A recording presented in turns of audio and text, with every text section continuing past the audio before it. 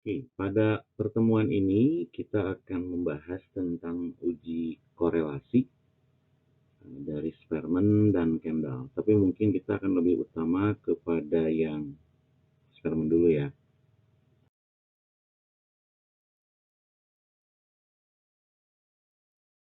Seperti diketahui bahwa statistika non parametrik itu kita bisa golongkan ke dalam apa ya? Tiga jenis. Yang pertama itu kita hanya menggunakan satu sampel. Yang kedua itu membandingkan dua sampel, membandingkan dua objek, dan yang terakhir kita akan membahas terkait dengan hubungan atau asosiasi. Perlu digarisbawahi bahwa untuk perbandingan atau komparasi ini kita akan menggunakan data yang berpasangan dan data yang tidak berpasangan.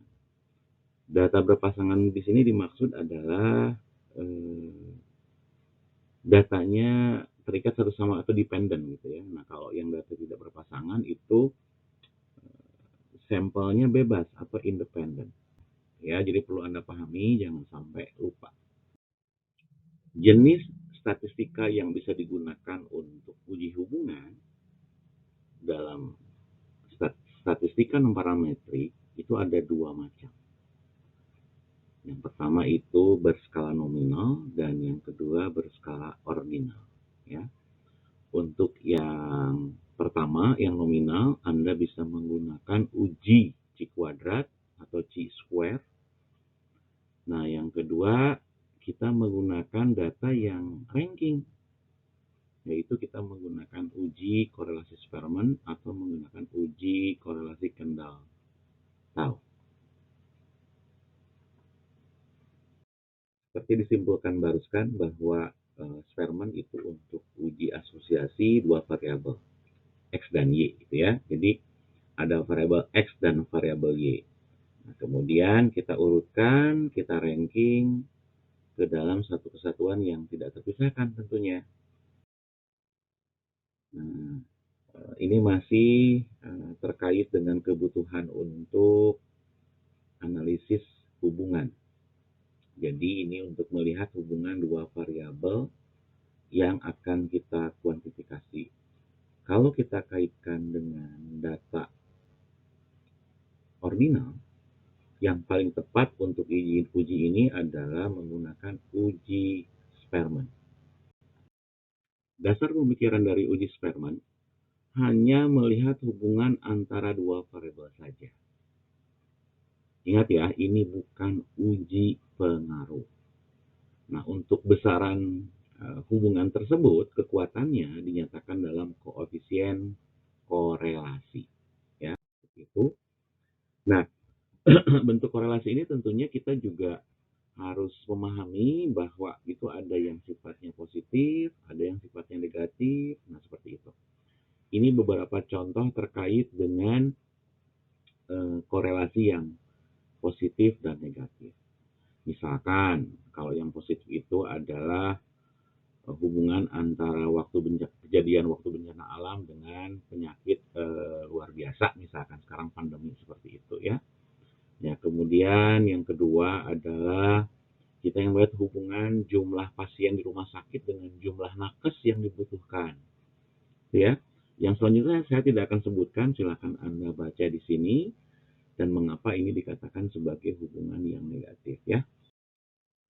Kapan kalau kita bisa mengatakan bahwa variabel itu saling berkorelasi? Tentunya kita harus melihat juga bahwa jika ada satu variabel tersebut menyebabkan perubahan pada variabel lain, kita dengan tegas dapat mengatakan bahwa variabel tersebut saling berhubungan.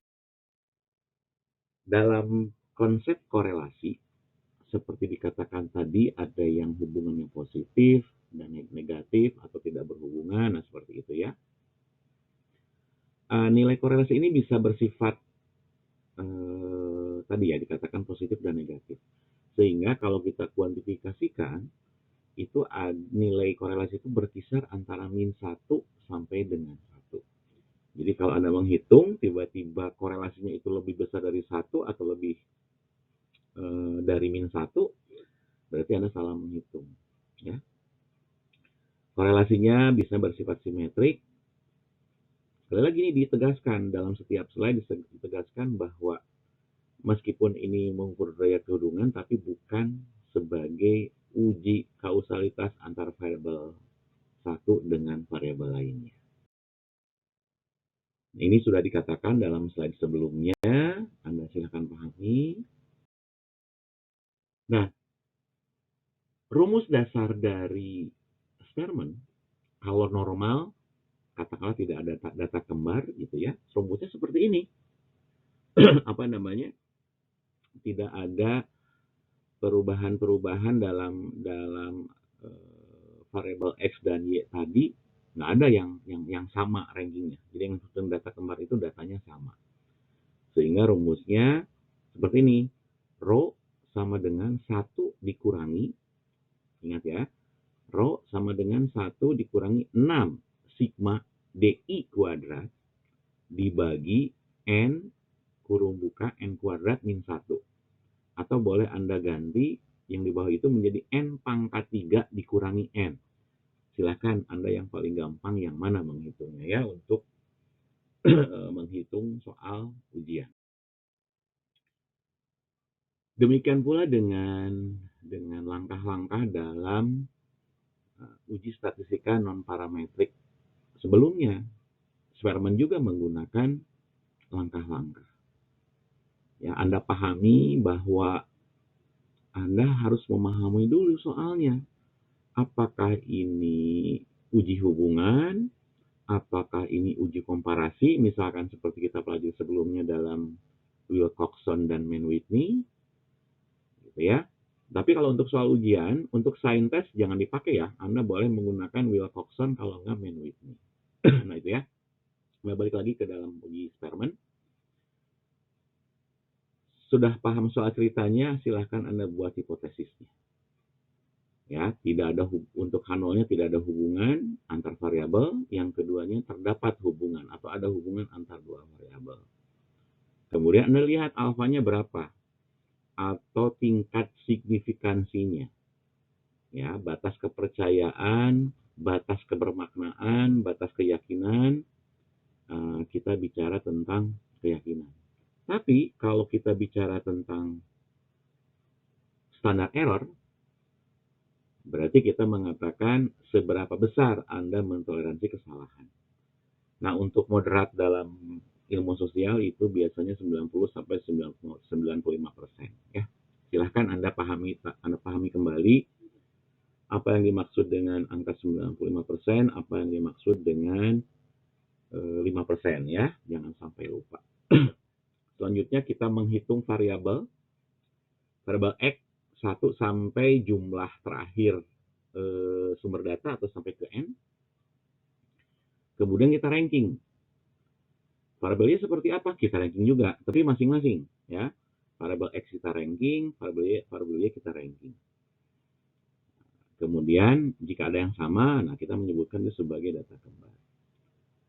Langkah selanjutnya adalah Anda harus melakukan selisih antara ranking variabel X dengan ranking variabel Y. Dalam konteks nomor 5 di sini XI dikurangi YI. Nah, sama dengan DI ya. Atau bahasa simbolnya biasanya RX dikurangi RY deh, silahkan seperti itu ya. Nah, kemudian kita kuadratkan selisih tadi. Selisih antara RX dikurangi RY. Kemudian dijumlahkan menjadi sigma DI kuadrat. Masuklah ke dalam rumus. Nah, kemudian Anda bandingkan dengan tabel. Nah, gitu ya. Tapi kalau terdapat data kembar, tentunya rumus ini nggak bisa kita pakai, gitu ya. Kita menggunakan rumus yang seperti ini. Ya. Anda jangan pusing dengan rumus seperti ini. Ini sama, ini juga rho sebetulnya. Ini juga rho. Jadi rumusnya seperti ini. Nah, ini sigma X-nya ada di sini, sigma Y-nya ada di sini, gitu ya. Kemudian sigma DI kuadratnya tentunya nanti dari tabel Anda hitung. Nah, Anda lihat di sini. N pangkat 3 dikurangi N per 12 dikurangi sigma TX. Sigma TX ini bersumber dari sini. Begitu pula dengan sigma TY bersumber dari sini. Dengan demikian, untuk mencari sigma X kuadrat, Anda menghitung dulu N pangkat 3 dikurangi N dibagi 12 kurangi sigma TX. Dengan cara, nah, T pangkat 3 dikurangi T per 12. di mana T itu adalah jumlah observasi yang sama rankingnya, gitu ya, atau berangka sama pada suatu ranking. Ya. Nah, nah nanti Anda juga dalam slide ini juga disertakan dengan uji tabel. Ketentuannya adalah seperti itu, jika rho hitung lebih besar atau sama dengan rho tabel, makanya H0-nya ditolak. Kalau rho hitungnya lebih kecil dibandingkan dengan rho tabel, berarti HA harus diterima atau H0 gagal ditolak. Ya. Nah, ini interpretasi atau inferensi yang harus Anda simpulkan. Ya, ini seperti ini. Ya. Anda simpulkan, Anda berikan inferensi dari setiap angka yang sudah Anda hitung. Hati-hati, saya tidak mau juga Anda semua terjebak dengan hanya menghitung.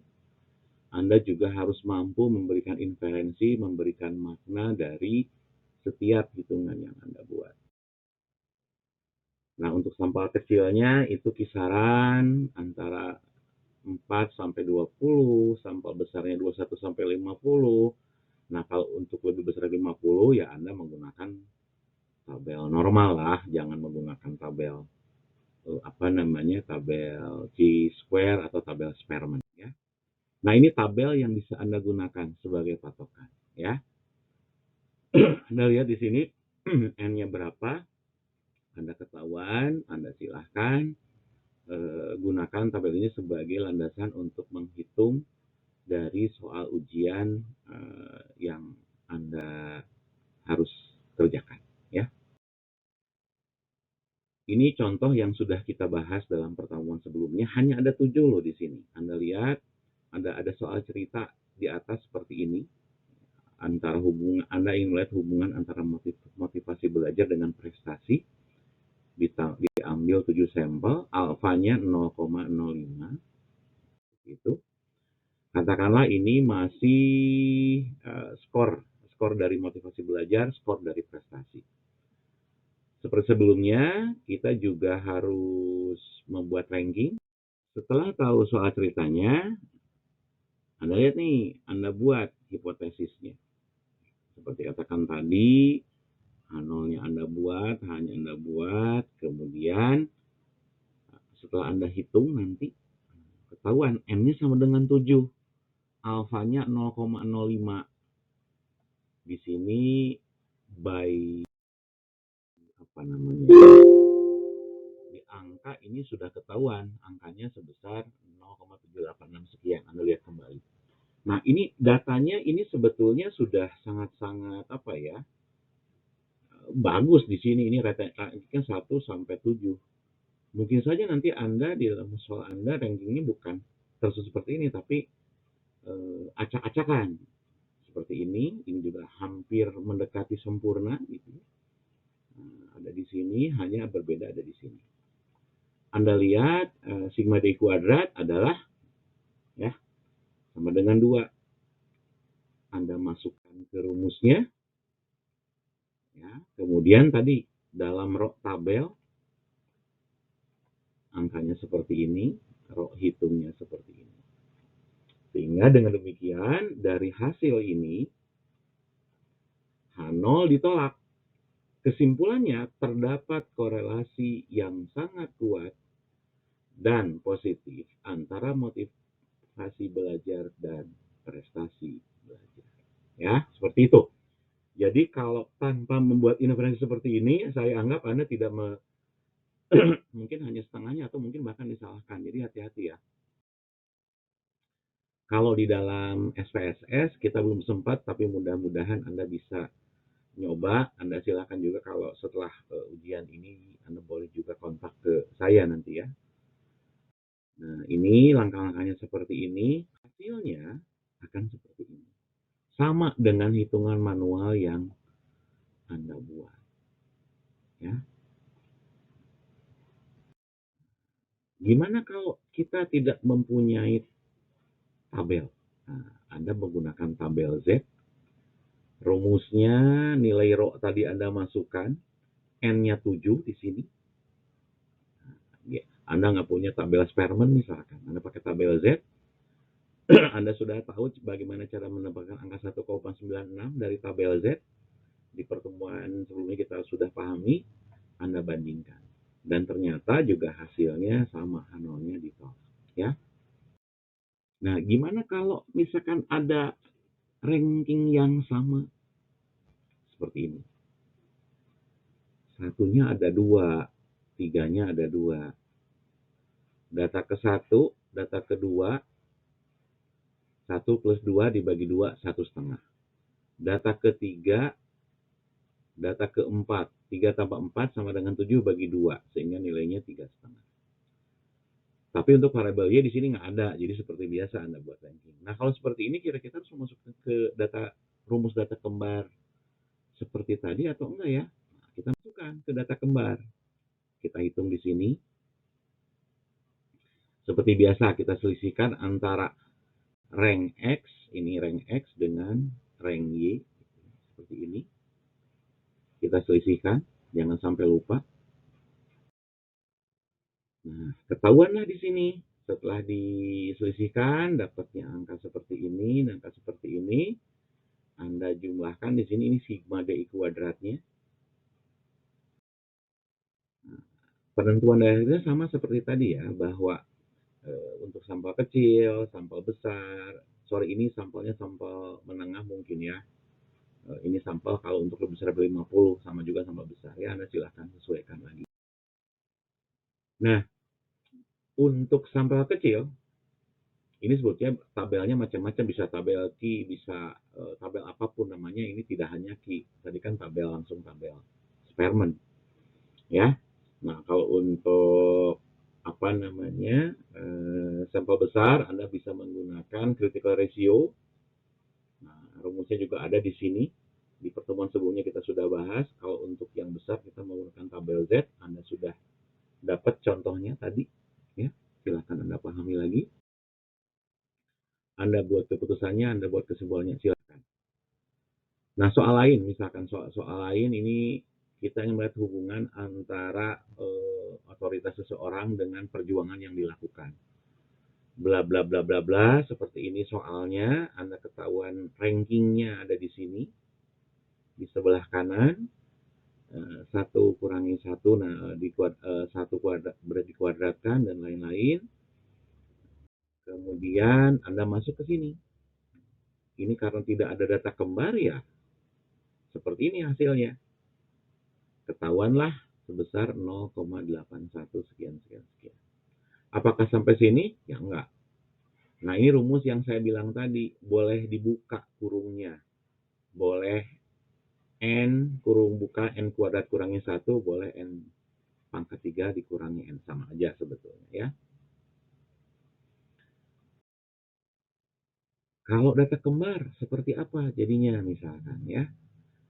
Ini data kembarnya seperti ini.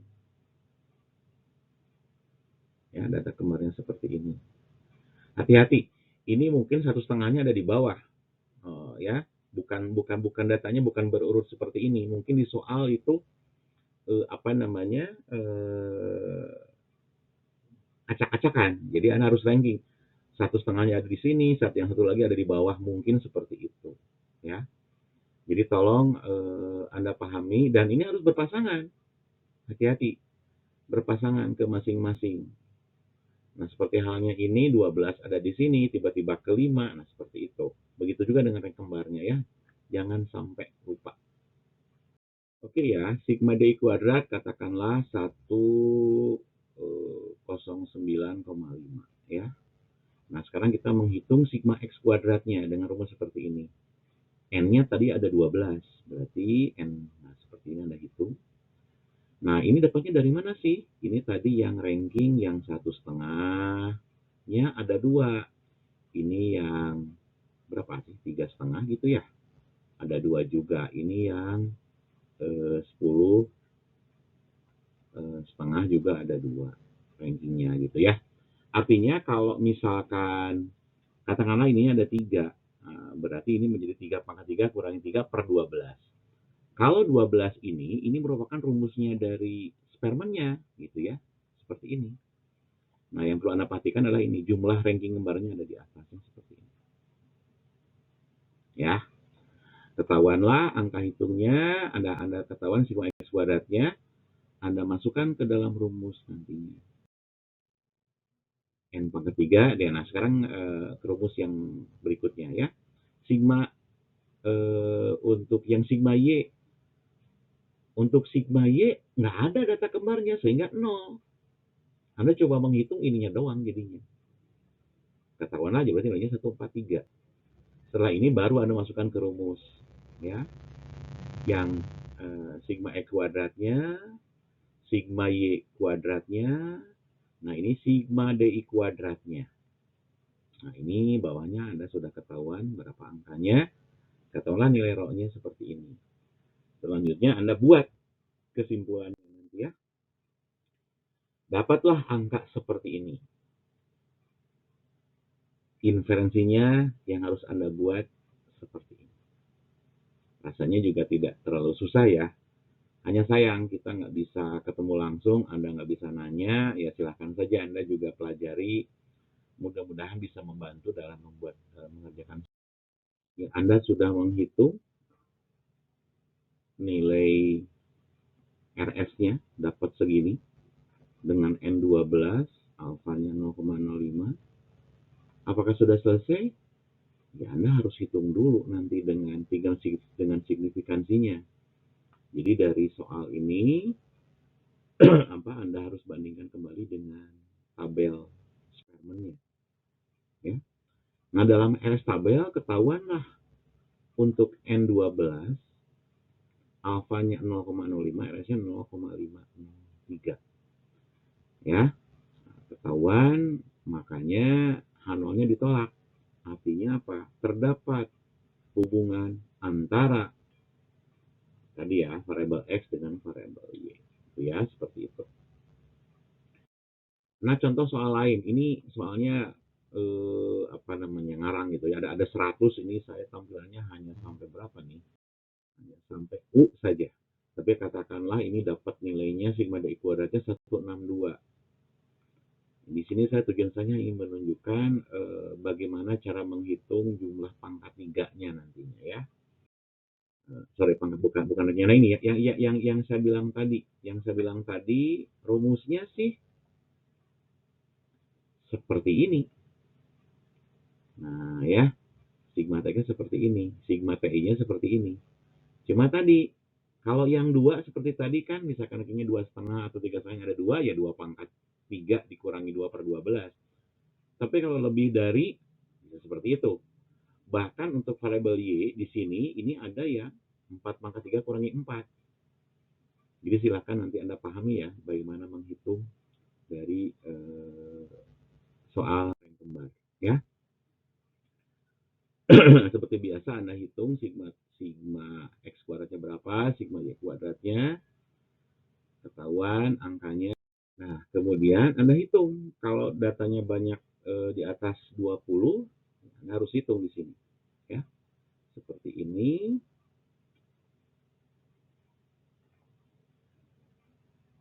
Mana ini? Sebentar. Ya. Nah, ini N-2. 2 ini dari mana sih, Pak? 2 variabel, X dan Y. Sehingga nanti Anda di tabelnya lihat di alfa 0,05, di jumlah N-nya bukan di N21, tapi di N19. Ya, masukkanlah ke dalam tabel, Anda lihat hitungannya seperti apa. sudah ada ketentuannya di bawah seperti ini, sehingga dapatlah dari hitungan RS dikali akar N-2, 1 dikurangi RS kuadrat, angkanya sama dengan ini yang tadi, dapat angka ini. Nah, angka ini yang kita tabelkan, kita bandingkan dengan apa? Dengan tabel nantinya ya. Nah, tapi ternyata T hitungnya itu lebih besar. Anda tadi ingat alfa 0,05 untuk tabel T berapa? Nah, saya lupa, 1,64, 196, Anda lihat ya. Yang jelas adalah T hitungnya lebih besar.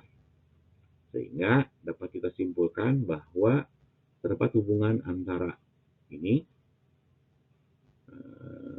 dan yang variabel Y ya.